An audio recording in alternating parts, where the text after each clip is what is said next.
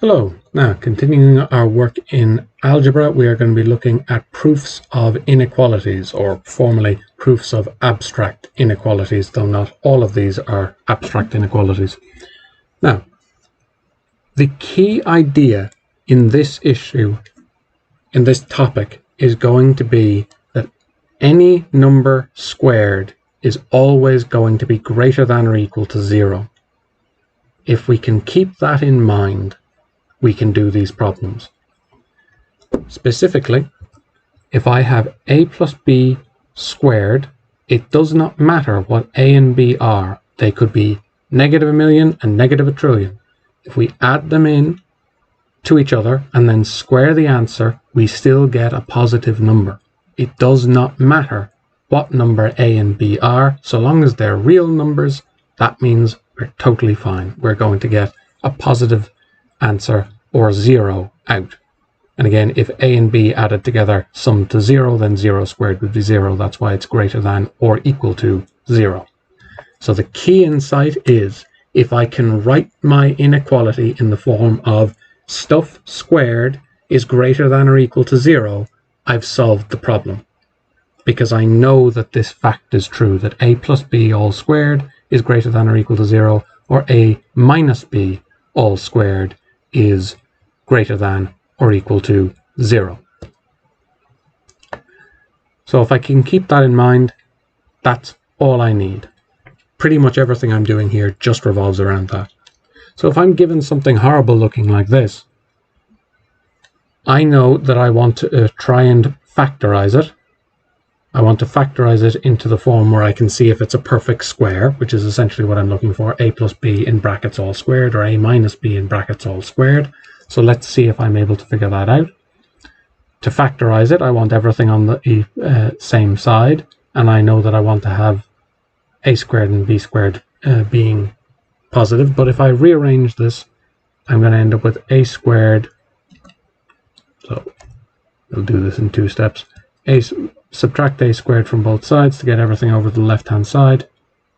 So I'll end up with minus a squared plus 2ab minus b squared less than or equal to 0. I don't like factorizing stuff like that. I don't like this minus business going on, so I'm going to change the signs. So I need to multiply both sides by minus 1. I end up with a squared minus 2ab plus b squared. I know that because I have multiplied or divided by a negative number, I must flip around my inequality. And minus 1 by 0 is 0. Now I'm in a position where I can see that I can factorize this. This is in the form of a perfect square. What do I mean by that? If I rearrange this a little bit so I'm better prepared for the next question I'm going to do, 2ba. If I half the number in front of my a, so if I half this number here, I end up with minus b. And then if I square that, I get b squared, the number on the end. So if I half the number in front of my a, and then square it, I get the number on the end. So this is in the form of a perfect square. If you remember perfect squares from last year and from junior cycle. So I know that I can factorize that into a minus b squared. And I have to be able to spot such things. Now this must be true because I have something squared greater than or equal to 0. So this is true. And that's all I have to do. All I'm looking for is, can I write stuff in a perfect square? If I can, happy days, I have my problem solved. Now if I look at this in a more concrete example, what have I got here? I have x squared minus 10x plus 25. I can just try and factorize this as normal. So I would take that there was a hidden 1 here, and I would do 1 by 25 is equal to plus 25. So I'd look for the numbers that multiply together to give 25. I'd have 1 by 25 and 5 by 5. Or I'd have -1 by -25, -5 by -5. All of those numbers would give me +25 out, and I look for which one is going to add together to give -10 for the coefficient in front of my x, and I see that it's -5 plus -5 is going to give me -10. So then I know that I can break this up into x squared minus 5x minus 5x plus 25. Take out common factors for the first two and the second two. And I have x on x minus 5 on x minus 5. And I know I'm being a little bit clever here because I'm recognizing that I want to take out a negative factor here so that I end up with the correct sign in my second bracket. If I took out positive 5 as a common factor for my second two terms, I'd end up with the signs the wrong way around in my second bracket. And I end up with x minus 5 by x minus 5, which is x minus 5 to be squared. Term multiplied by the same term is the term squared. And that is always going to be greater than or equal to 0. So that works out. Now, sometimes we'll deal with situations where we can't find factors that we like. And in that case, we can use what we know about a perfect square to create a perfect square. One of the things that can tip you off to this is if they give you a greater than sign instead of a greater than or equal to sign. That often means that you're not dealing with a perfect square situation. You're going to have to create a perfect square. So part of our sum is going to end up looking like a perfect square, and part of it is just going to be a constant added on.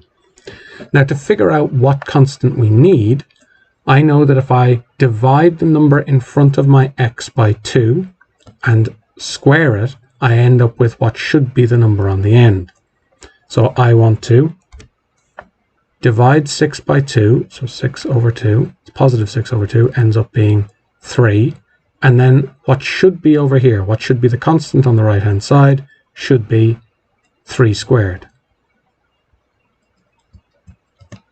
So half the number in front of the x squared should be my constant on the end, but it isn't. So what I'm going to do is a very important trick for some parts of our mathematical work.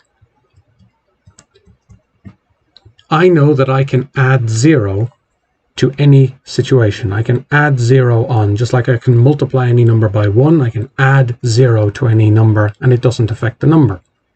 But sometimes I can add 0 creatively. So if I had 3 squared here, I can't just add 3 squared into this inequality because it'll change the inequality. But what I can do is add 3 squared and at the same time subtract 3 squared. And that hasn't changed my inequality because I've added 0. Plus 3 squared minus 3 squared is just 0. I haven't changed anything. All I've done is change the way it looked. Just like multiplying by 1 doesn't change anything, adding 0 doesn't change anything. So now what I've got is that these terms here, these first 3 terms here, make a perfect square. They're in the form a squared plus 2ab, remember up here, a squared plus 2ab plus b squared. That's what we've got here. So what we want to do then is turn that into a perfect square. So that's going to be x plus 3 squared. And then I've still got this business here. So 3 squared is 9 plus 13 greater than 0. X plus 3 squared, 9 minus 9 plus 13 is 4. This bit is always going to be greater than or equal to 0. And this bit is just a constant, 4. So this is true because the only bit that varies, the only bit that changes, is definitely not going to be less than 0. It's definitely only going to go as small as 0. So when it gets to as small as possible, its minimum value, we still have plus 4, which is greater than 0. Therefore, we have solved our problem. This quadratic is always greater than 0. In terms of if this was a function, so we're stepping out of proofs now for a moment and linking this into a function, because this is something you're going to see and actually have seen in the functions chapter already. If I had y is equal to this quadratic and I was looking for where it crossed the x-axis, because this never actually gets down to 0, what would I say about its roots? This never gets down to 0. Its lowest value, its minimum value, is going to be y is equal to 4. So if I'm linking this together now with proofs and functions, I would say that I have no real roots for that function because its minimum y value is 4. This is just a by the way type of thing. These questions could theoretically be linked together on the exam paper, but it's more just that this is an opportunity to remind you of a similar looking situation that you can see in another part of the course. So this is our proof part, and we see that it links in a little bit with finding the minimum of a function and seeing that it has no real roots. Now, that is our idea for inequality proofs, or sometimes called abstract inequality proofs.